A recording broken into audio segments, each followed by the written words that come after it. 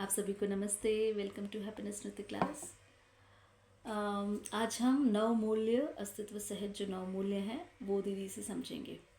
तो दीदी, नव मूल्य को हम कैसे समझें और कैसे अभ्यास करें और कैसे संबंधों में मूल्यों का आस्वादन करें, कैसे हम इस पर टिके रहें, क्योंकि ये आवेश और आसक्ति इतनी जल्दी आता है मनुष्य को कि लगता है इसी से काम चलेगा। अगर हमको संबंधों को नियंत्रित करना है तो आवेश आवश्यक है, और आसक्ति जो है कि अगर हम आसक्त न रहें तो शायद आज हम किसी वस्तु की सुरक्षा भी ना करें। तो अभी आसक्ति से सुरक्षा है और आवेश से संबंध नियंत्रित है। तो जो मध्यस्थ दर्शन में नव मूल्य को बताया गया है वो क्या है और उसका अभ्यास हम सब कैसे करें? अब देखो, अभ्यास जो है ना, बाबूजी ने दर्शन में जो बोला है, पहले तो अध्ययन है ना। अध्ययन जो है अस्तित्व को समझने के अर्थ में है, क्योंकि अभी हमारा सारा जीना जो है आदर्शवादी है, परिवार में, और व्यवस्थाएं भौतिकवादी है। हम इनके बीच में हैं और हमारे सारे अभ्यास वही है। तो अभी आप सोचते होगे आप इसमें कुछ अस्तित्ववादी अभ्यास कर लोगे तो नहीं कर पाओगे। पहले आपको अस्तित्व समझना पड़ेगा, उसको विचाराभ्यास या शास्त्राभ्यास। पहले तो शास्त्राभ्यास है, जिसको क्या करें? जिसको श्रवण बोल रहे हैं। करें हम? पहले तो श्रवण करें। श्रवण मतलब हमको वो चीज ध्वनित हो गई, यानी जैसे सहस्तित्व है, ये ध्वनि आ गई, अब इसको समझना है। तो फिर हम अध्ययन करते हैं, तो सत्ता में संपृक्तता को समझते हैं। तो मूल ऊर्जा ही कार्य ऊर्जा के रूप में इकाइयों में अभिव्यक्त है, ये बात समझ में आती है। तो मूल रूप वस्तु तो जो है वो मूल ऊर्जा, या जिसको साम्य ऊर्जा बोल रहे हैं, वही तो व्यक्त हो रही है ना इकाई में जी। कार्य ऊर्जा वही है ना। लेकिन इसको सहस्तित्व क्यों बोल रहे हैं? क्योंकि इकाई में व्यक्त है, स्वयं में व्यक्त नहीं हो सकता वो, क्योंकि वो क्रिया ही नहीं है। इकाई में व्यक्त है, स्वयं में व्यक्त नहीं हो सकता। मतलब क्या बोल रहे हो? क्योंकि क्रिया होगी तब व्यक्त होगा ना, वो क्रिया ही नहीं है तो व्यक्त कैसे होगा? नहीं तो स्वयं भी तो एक क्रिया है। व्यापक सत्ता कहाँ क्रिया है? अच्छा, नहीं, मैं तो भी इकाई की बात कर रही हूँ, स्वयं मैं स्वयं से ले रही हूँ। जब सत्ता बोल रहे हैं ना, सहस्तित्व तो समझ रहे हैं, तो सत्ता और इकाई का अध्ययन हो रहा है। सत्ता और इकाई में क्या समझ रहे हैं कि सत्ता क्रिया शून्य है। अब क्रिया शून्य कैसे व्यक्त होगा? नहीं होगा।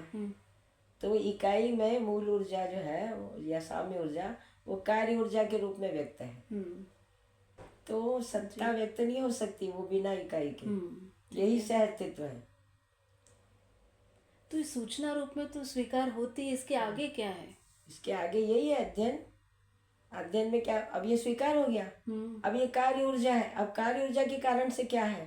तो हर परमाणु में श्रमगत परिणाम है। श्रम किसी निश्चित दिशा में है, गति किसी निश्चित दिशा में है, परिणाम की स्थिरता है। यह है तो ज्ञान में नियंत्रित है। सत्ता बराबर ज्ञान ना। तो हर परमाणु नियंत्रण संतुलन को व्यक्त कर ही रहा है, मतलब ज्ञान को व्यक्त कर रहा है, यह सहस्तित्व को व्यक्त। ज्ञान, नियंत्रण, प्रयोजन, ये सब सहस्तित्व को ही प्रतिध्वनित कर रहे हैं। मूल्य, मौलिकता, ये सब सहस्तित्व की प्रतिध्वनि है।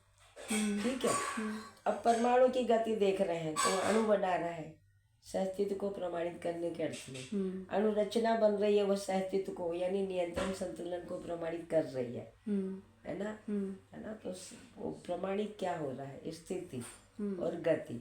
जैसे परमाणु एक स्थिति है गठन की, अणु रूप में गति है, फिर अणु एक स्थिति है, फिर रचना रूप में गति। तो ये स्थिति गति अविभाज्य रूप से चल रहे हैं, ये अविभाज्य है, ये अनुक्रम में दिखता है। तो ये जो एक सूत्रता पूरकता है, इसी विधि से जो पूर्ण है ना, वो इसमें एकत्व के रूप में प्रमाणित होता है इकाई में। फिर से बोलिए बोलो। ये पूरकता हो रही है ना, तो खंड खंड है इकाई, वो अखंड है व्यापक सत्ता। अब व्यापक सत्ता ही साम्य ऊर्जा है और वो कार्य ऊर्जा में व्यक्त हो रही है, तो खंड खंड में व्यक्त हो रही है। तो खंड खंड में जो है अखंडता कैसे प्रमाणित होगी? वो पूरकता विधि से प्रमाणित होती है। यही सहस्तित्व है। इसीलिए पूरकता है कि खंड खंड में भी अखंडता, एक सूत्रता प्रमाणित होना, एकत्व प्रमाणित होना। तो सहस्तित्व स्वरूप में ही एकत्व प्रमाणित होता, उससे कम में होता ही नहीं है ना। तो प्रकृति में तो कुछ करना नहीं है, गठन पूर्णता तक। गठन पूर्णता के बाद जो है जीव चेतना में जो भी व्यक्त हुआ मानव, वो भी नियति सहज प्रकटन ही है। तो 4 विषयों की जो है निरर्थकता को पहचान लिया, 5 संवेदनाओं में बहुभोग करके देख लिया। तो भोगों की असहनीयता प्रसिद्ध है, भोग में तृप्ति होती नहीं है। तो भोगों में जो असंयमता है उसमें नियंत्रण प्रमाणित नहीं होता, संयमता में ही नियंत्रण। तो सहस्तित्व प्रमाण मतलब नियंत्रण प्रमाण। इसलिए भोगों में संयमता के बगैर मानव चेतना की दृष्टि भी नहीं पहचानने में आती। तो पहले संवेदनाओं से मुक्त होना, विषयों की आसक्ति से मुक्त होना, जिसको वैराग्य और पर वैराग्य बाबा जी बोल रहे है ना। तो जब समझ में आता है कि मैं मानव स्वरूप हूँ और जीवन स्वरूप हूँ, ज्ञान तो जीवन में ही है ना, लेकिन आचरण मानव में। इसलिए जीवन में देखने की बजाय आचरण को मानव में और मानव परंपरा में देखो, है ना। अभ्यास क्या होगा, पहले श्रवण का, फिर मनन। मनन में जो है ना वृत्ति और चित्त जो है वो देश काल में संयत हो जाते हैं, देश काल दिशा में संयत हो जाते हैं। संयत हो जाना मतलब नियंत्रण संतुलन को पहचान जाना, और मानव में इंद्रिय संवेदनाओं में संयमता प्रमाणित हो जाना।